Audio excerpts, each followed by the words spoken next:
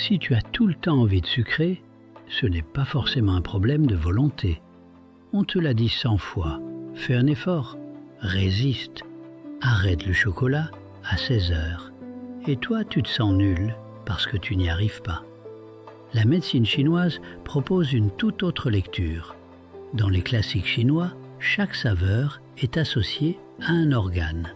L'acide va vers le foie, l'amer vers le cœur, le salé vers les reins et le sucré, la saveur douce, c'est la saveur de la rate.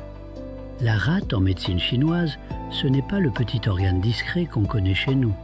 C'est elle qui transforme et distribue tout ce que tu manges pour nourrir le reste du corps. Sans elle, pas de force, pas de clarté mentale, pas de vitalité.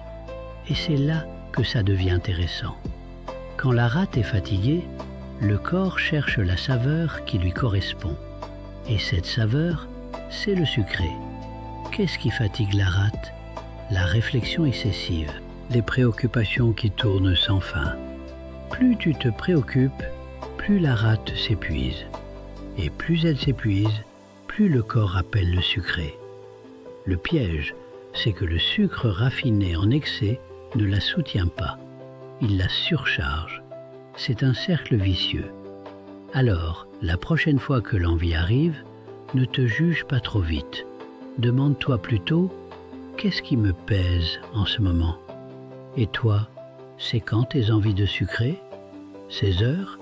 Le soir? Dis-moi en commentaire. Ton corps te parle à travers ce qu'il réclame.